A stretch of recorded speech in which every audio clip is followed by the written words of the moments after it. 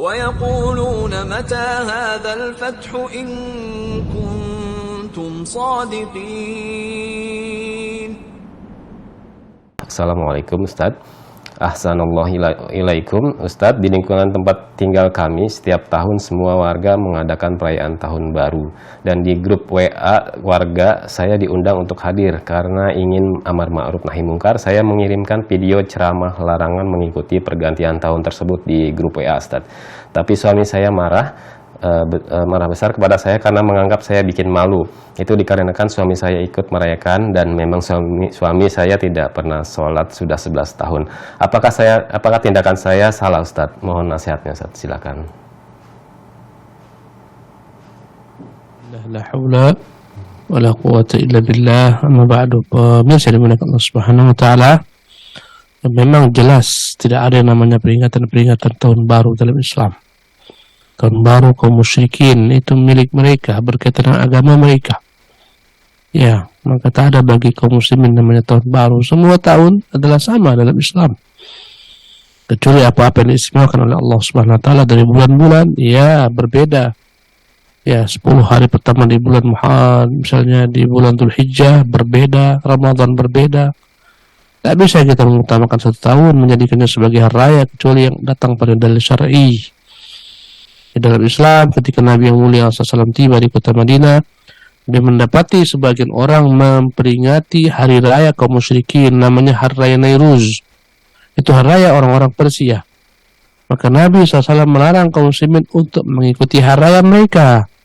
Kata Nabi, qad abdalakumullah, Allah telah menggantikan untuk kalian bi'idain, dengan 2 hari raya. Dialah hari Idul Fitri, Idul Adha. Disitulah kita bersenang-senang, bersuka cita. Masya Allah. Di sana kita menyiapkan makanan lebih daripada yang biasa, menyantap makanan yang lebih daripada kebiasaan. Mungkin kita memasak daging, macam-macam, membakar ikan, membakar macam-macam, buat sate, buat lontong untuk hari raya tersebut, bukan untuk selain daripada itu.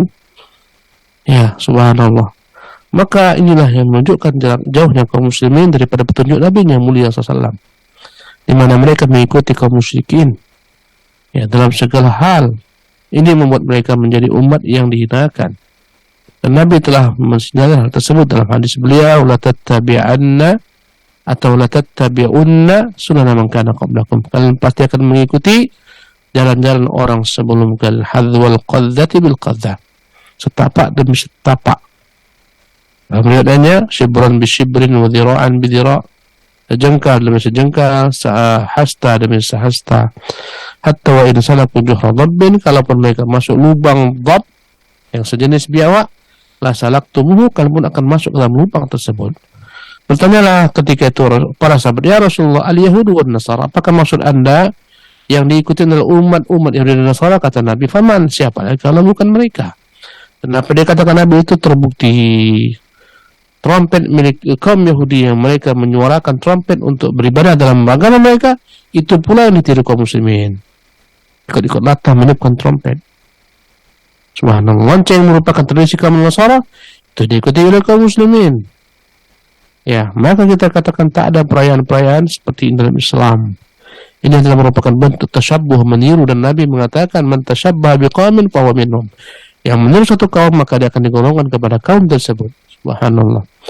Alangkah sulitnya di saat-saat semacam ini, kita ketika melihat manusia, sulit kita membedakan mana orang mukmin, mana orang kafir. Kenapa? Sama semua tampilannya. Perempuannya sama, istimewakan perempuan dengan hijab, dengan jilbab, menjaga aurat, tapi mereka melepas jilbabnya. Sehingga kita pun sulit mengatakan ini mukmin atau mukminah, kafir atau kafirah, sulit. Tak nampak lagi keistimewaan kaum muslimin pada pakaian mereka, kebanggaan dengan agama mereka lebur bersama pakaian kaum musyrikin. Subhanallah, dan ini kemunduran. Ya, jadi jelas hal ini mungkar, perkara mungkar. Ya, ikut merayakan perayaan tahun baru itu perkara mungkar, tak boleh dalam Islam. Namun dalam mengingkari kemungkaran tentu akan berbeda-beda, dilihat kondisi, keadaan, situasi. Kemungkaran kadang layak diingkari dengan perbuatan kalau kita memiliki kemampuan. Man ra'a minkum munkaran falyughayyirhu biyadihi, yang melihat dan akan ada kemungkaran dari depan matanya hendaklah dirubah dengan tangannya. Misalnya kau lihat anakmu ikut-ikutan memperingati malam tahun baru, disiapkan motornya, disiapkan trompetnya, kau larang. Ambil kunci motornya dan semacamnya karena kau punya kekuasaan. Ingkari dengan kekuasaanmu, dengan tanganmu. Fa'in lam yastati, kalau nggak bisa diingkari dengan tangan, fabi lisan, ingkari dengan kata-kata. Ada tetanggamu ikut merayakan perayaan tahun baru misalnya, kau ingkari dengan kata-kata yang baik, yang bijak. Pilih kata-kata yang baik, yang bijak, tempat, waktu yang tepat. Fa'ilmnya sati fa biqalbi, ketika tak mampu disampaikan dengan lisan maka disampaikan dengan hati.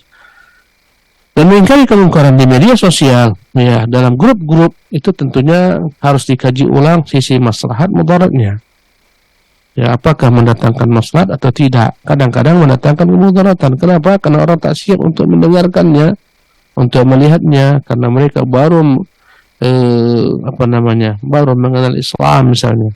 Belum lagi mengenal secara utuh tentang Islam yang murni dan semacamnya, maka lihatlah sisi maslahat mudarat. Kalau andai kata mudarat, jangan dishare secara umum, karena kemungkaran itu untuk mengingkarinya membutuhkan ilmu.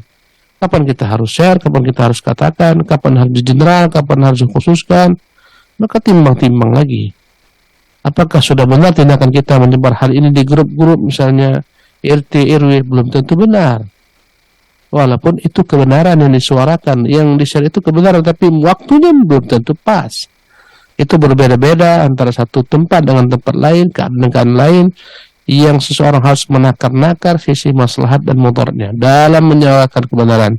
Takar-takarlah, apakah akan mendatangkan kemungkaran lebih besar dan semacamnya atau tidak, itu harus ditakar terlebih dahulu.